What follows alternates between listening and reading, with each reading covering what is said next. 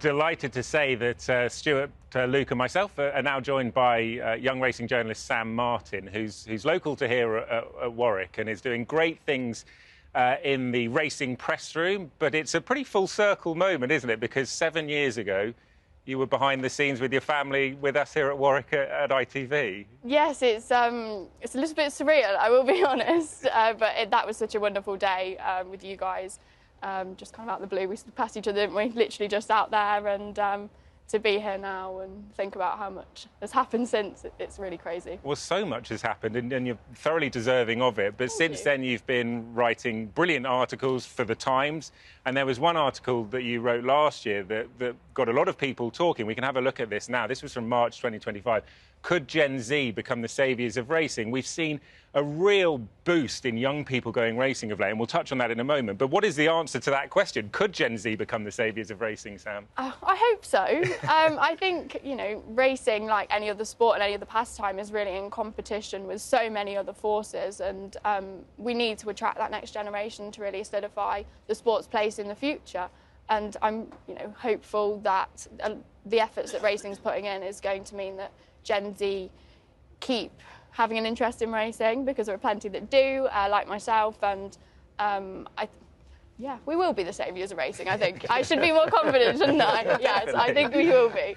We've seen so many people going racing around the Christmas period, particularly 44,000 at Cheltenham. Yeah. What is it about the sport that is captivating a younger audience at the moment, would you say? I think we need to have so much more faith in our own product, in that you can watch a finish like that of the King George and think, oh my gosh, that was amazing. It is so engaging to just watch a finish. And I mean, I was here for their New Year's Eve fixture at Warwick, which fortunately went ahead after an inspection. And I said to a young lad, are you having a good day? He must have been about 10 years old. He went, yes, I love the horses. And I think we've got to have faith in that. The racing on the track itself is so gripping to people. And the horses are just, people are normally in awe of the animals. And I think it's important. I think that's what draws people really in a lot of the time. And of course, there's the social aspects. It's a really good day out, as we all know. And young people, you know, there's the drinking, the betting for those over 18 and things, and you know, that is an appeal. And I think we've got to admit that. And I think social media has to be a big thing as well, doesn't it, Sam? Look, I mean, I'm the senior citizen here. Just anyway, it's a fairly tight-run thing. So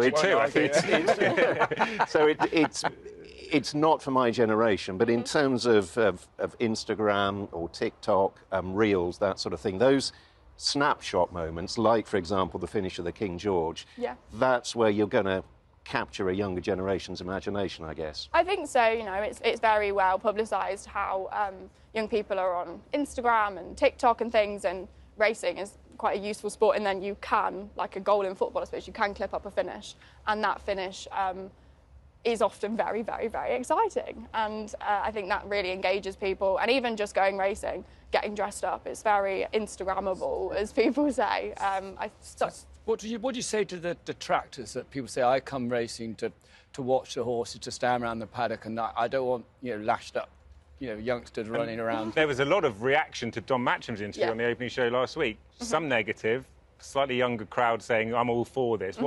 Yeah, that's a really good point. What do you say to people who go, oh, I just want to come racing, I don't want to party, I don't want any of this nonsense? I mean, I'd say some of the time I agree with them. Like, I love like a midweek fixture where you just stood around the paddock. There's nothing exciting really going on, like in terms of like DJs and things. But equally, I think the beauty of a race day is there's so much space and there's so many things for people to do, in that you can attract lots of different demographics, because a lot of the time people who want to be there for the drinking aren't necessarily around the paddock. A lot of the time you aren't like restricted from seeing the horses just because there's young people there who might be there having a nice time. But I've been actually when Invades have had you know a marquee and what have you, and I didn't even know it was on actually. Exactly. Half the time. So I think people are, you know, whatever you do, whatever idea you come up with, people have been negative. You know, if you go to the races, most people will have a drink. Exactly. You don't have to get absolutely bladdered. Yeah, you can still just enjoy a drink and have a bet. Yeah, we were saying this off air. Like, I've been racing, like coming back, I get public transport to the races by myself quite often, and there's always grown men out there who are absolutely wasted. Sorry. And you know, like, you can't just say it's only young people that do it, because there's plenty of older people that do Absolutely, it as well. Yeah. Yeah, go on, Stuart. No, I was just going to go back to the point we were talking about earlier about social media. Yeah. And the power, not just to capture those moments that we've mentioned, but also to convey news. And it can sometimes be subliminal. And this is an isolated example, but it was from just yesterday. And admittedly, it's a sad news story. But I was chatting to somebody yesterday afternoon, not about racing, 21 going on 22. And out of the blue, he said to me, "Oh, I see that Langadang has died." Now, that information had come from either Instagram, TikTok, a reel, or whatever. He hadn't picked up that information from reading a newspaper or going on a news website or going on the Racing Post site.